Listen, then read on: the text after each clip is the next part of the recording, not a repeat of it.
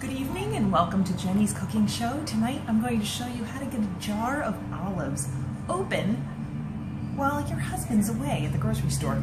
So here we have a little rubbery thing and a jar of almond stuffed olives that I really want to cut up and put in with some potatoes because I think it would be really tasty. But for some reason, this jar of olives won't open. And no matter what I do, in terms of leverage,